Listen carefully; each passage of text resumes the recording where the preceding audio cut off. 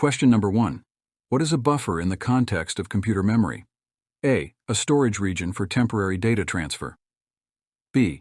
An error in the program code. C. A type of malware. D. A hardware component. The correct answer is A. A storage region for temporary data transfer. Buffers store transient data during input-output operations, preventing delays.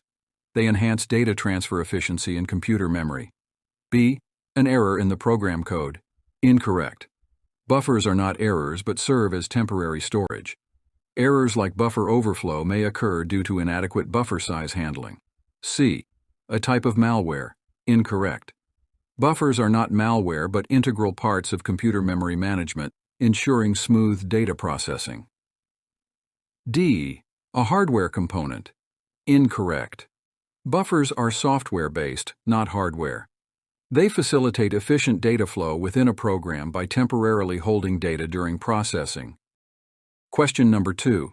What happens in a buffer overflow? A. The program deletes adjacent memory locations. B. The buffer's size is dynamically adjusted. C. The program attempts to write data beyond the buffer's capacity. D. The buffer releases excess data automatically. The correct answer is C. Accurately describes buffer overflow as a security vulnerability that occurs when a program attempts to write data beyond the buffer's capacity. In this scenario, excessive data overflows the allocated buffer space, leading to the unintended overwriting of adjacent memory locations. This phenomenon poses a significant security risk as it can potentially result in the manipulation of program execution or the introduction of malicious code. Option A is incorrect because buffer overflow doesn't involve the deletion of adjacent memory locations. Instead, it causes overwriting due to an excess of data. Option B is also incorrect as buffer overflow is not related to the dynamic adjustment of the buffer's size. The issue arises when data exceeds the originally allocated size of the buffer. Option D is incorrect because buffer overflow doesn't entail the automatic release of excess data. Instead, it raises security concerns by potentially overwriting areas of memory that were not intended to be modified, leading to unpredictable program behavior. Question number 3. What is buffer overflow in a program flaws? A. A security vulnerability that occurs when a program writes more data to a buffer than it can hold, leading to overwriting adjacent memory. B. A feature in programming languages that allows buffers to automatically resize based on input size. C. A technique used by programmers to enhance program performance by intentionally overflowing buffers. D. An error-checking mechanism in programs to prevent excessive data input. The correct answer is A. A security vulnerability that occurs when a program writes more data to a buffer than it can hold, leading to overwriting adjacent memory. This option is correct. Buffer overflow is a common security flaw that happens when a program does not properly validate the input size before writing data into a buffer. If the input size exceeds the buffer's capacity, it can overwrite adjacent memory, potentially leading to unpredictable behavior and security vulnerabilities, such as unauthorized access or code execution. B. A feature in programming languages that allows buffers to automatically resize based on input size. This option is incorrect. Buffer overflow is not a feature, it is a security vulnerability. Buffers are fixed-size memory areas, and allowing them to automatically resize based on input size can introduce security risks. C. A technique used by programmers to enhance program performance by intentionally overflowing buffers. This option is incorrect. Buffer overflow is not a recommended technique for enhancing program performance. Intentionally overflowing buffers can lead to unpredictable and potentially harmful consequences, compromising the integrity and security of a program. D. An error-checking mechanism in programs to prevent excessive data input. This option is incorrect. While error-checking mechanisms are essential for program security, buffer overflow is not specifically an error-checking mechanism. Buffer overflow occurs when there is a lack of proper input validation, allowing more data to be written into a buffer than it can hold. In summary, option A is the correct answer, as it accurately describes buffer overflow as a security vulnerability resulting from inadequate input validation. Question number 4. Why is incomplete mediation a concern in applications? A. It enhances application performance. B. It leads to various problems, including errors and crashes. C. It improves data encryption. D. It reduces security vulnerabilities. The correct answer is B. It leads to various problems, including errors and crashes. Incomplete mediation can cause errors, crashes, and security vulnerabilities. A. It enhances application performance. Incorrect. Incomplete mediation does not enhance application performance. Rather, it poses risks. C. It improves data encryption. Incorrect. Incomplete mediation does not improve data encryption. It introduces risks in handling data. D. It reduces security vulnerabilities. Incorrect. Incomplete mediation increases security vulnerabilities rather than reducing them. Question number 5. What is a potential consequence of incomplete mediation in web forms? A. Improved user experience. B. Reduced server load. C.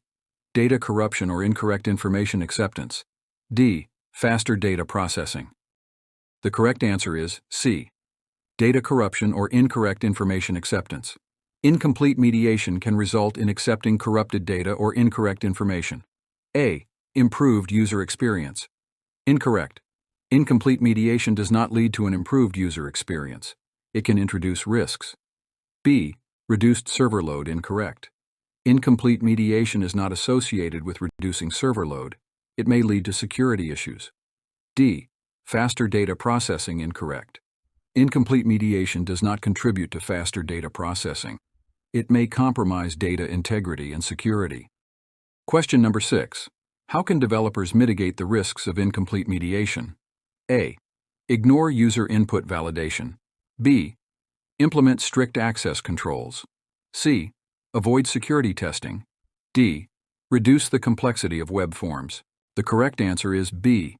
Implement strict access controls.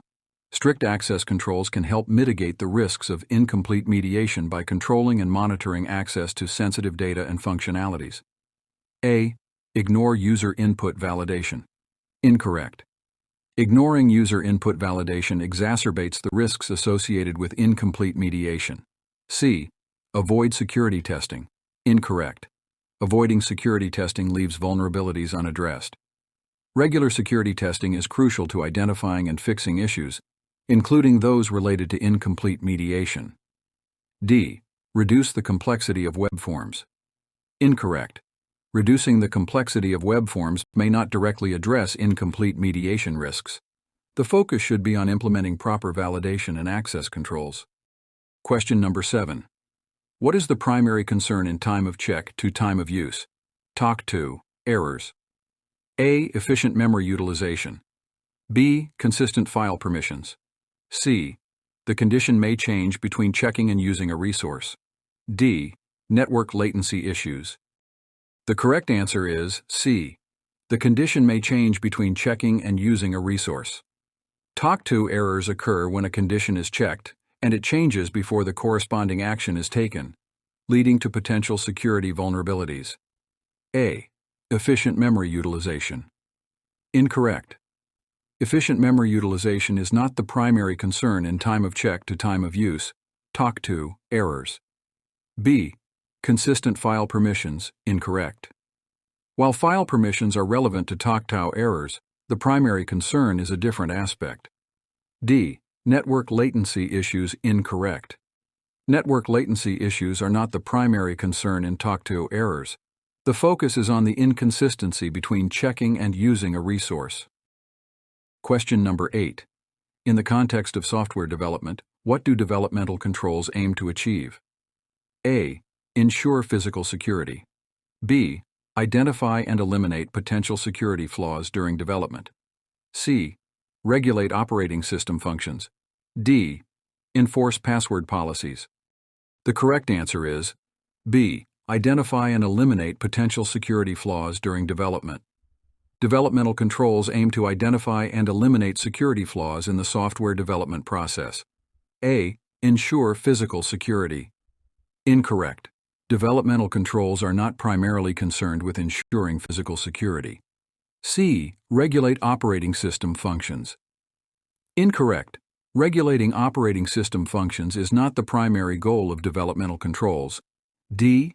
Enforce password policies. Incorrect. Enforcing password policies is typically associated with access controls and not developmental controls. Question number 9. What is the purpose of modularity and fundamental principles of software engineering? A. Increase system complexity. B. Enhance maintainability, understandability, and reusability. C. Reduce collaboration among team members. D. Limit code readability. The correct answer is B. Enhance maintainability, understandability, and reusability. The purpose of modularity and the fundamental principles of software engineering is to enhance maintainability, understandability, and reusability of the software. Modularity involves breaking down a system into smaller, manageable, and independent modules or components, making it easier to maintain, understand, and reuse parts of the code. This promotes better organization, collaboration, and scalability in software development. Question number 10. How does encapsulation contribute to software development practices? A. It increases system complexity. B. It exposes all internal details of a module. C. It hides the implementation and exposes essential functionalities. D. It decreases maintainability. The correct answer is C. It hides the implementation and exposes essential functionalities. Encapsulation in software development involves bundling the data, attributes, and methods, functions, that operate on the data into a single unit known as a class. The key idea is to hide the implementation details and expose only essential functionalities through well-defined interfaces. This promotes information hiding, reduces complexity, and enhances modularity, making it easier to manage and maintain code. Question number 11. What is the role of access log, audit log in security controls? A. Restrict access to resources. B. Record and monitor all actions taken by untrusted programs. C. Implement encryption algorithms. D. Manage personnel access to information. The correct answer is B. Record and monitor all actions taken by untrusted programs. The role of an access log/audit log in security controls is to record and monitor all actions taken by programs or users, providing a detailed record of system activities. This helps in identifying suspicious or unauthorized activities, investigating security incidents, and maintaining accountability. Access logs contribute to the detection, analysis, and response to security events, playing a crucial role in overall security management. Question number 12. What does trusted software refer to in the context of software security? A. Software with minimal functionality. B. Software that underwent specific processes to ensure reliability and security. C. Open source software only. D. Software with frequent updates. The correct answer is B. Software that underwent specific processes to ensure reliability and security. Trusted software in the context of software security refers to software that has undergone specific processes and measures to ensure its reliability and security. This may include rigorous testing, adherence to secure coding practices, and verification through various security assessments. Trusted software is designed to be secure, dependable, and resistant to vulnerabilities, making it suitable for use in critical or sensitive environments. Question number 13. How can mutual suspicion be implemented as a security measure? A. Grant unnecessary trust to all programs. B. Minimize interactions among programs. C. Verify and validate programs regularly. D. Treat all programs as potential threats. The correct answer is D. Treat all programs as potential threats. Mutual suspicion as a security measure involves treating all programs or entities as potential threats until proven otherwise. This approach helps enhance security by being cautious and avoiding unnecessary trust. Regular verification and validation of programs, option C, are also part of implementing mutual suspicion, as it involves ongoing monitoring and scrutiny to ensure the integrity and security of the system. Question number 14. What is the goal of confinement in security controls? A. Isolate untrusted programs and restrict their access to resources. B. Increase collaboration among programs. C. Share resources without restrictions. D. Grant maximum privilege to all programs. The correct answer is A. Isolate untrusted programs and restrict their access to resources. The goal of confinement in security controls is to isolate untrusted programs and restrict their access to resources. This helps prevent unauthorized or malicious activities and limits the potential impact of security breaches by containing them within a confined environment. Confinement is a key principle in enhancing the security of systems and preventing the spread of security threats. Question number 15. Why is security audit an essential administrative control in software development? A. To enforce password management policies. B. To isolate untrusted programs. C. To monitor and record actions for compliance and incident investigation. D. To develop security policies. The correct answer is C. To monitor and record actions for compliance and incident investigation. Security audits are an essential administrative control in software development to monitor and record actions for compliance with security policies and for incident investigation. Security audits involve reviewing system activities, logs, and configurations to ensure adherence to security policies, identify potential vulnerabilities, and provide a trail of actions taken for accountability. This helps organizations maintain a secure environment, detect security incidents, and respond effectively to security threats. Question number 16. What is the primary focus of standardization in software development? A. Reducing collaboration among developers. B. Establishing common guidelines for consistency and quality. C. Avoiding shared frameworks. D. Minimizing documentation efforts. The correct answer is B. Establishing common guidelines for consistency and quality. The primary focus of standardization in software development is to establish common guidelines and practices that ensure consistency and quality across the development process. Standards help in creating a unified approach to development, making it easier for developers to work collaboratively, enhancing interoperability, and improving the overall quality of software products. Standardization includes guidelines for coding, documentation, testing, and other aspects of the development lifecycle. Question number 17. What is the purpose of security audits in software development? A. Enhance user experience. B. Identify and rectify security vulnerabilities. C. Increase system complexity. D. Speed up the development process. The correct answer is B. Identify and rectify security vulnerabilities.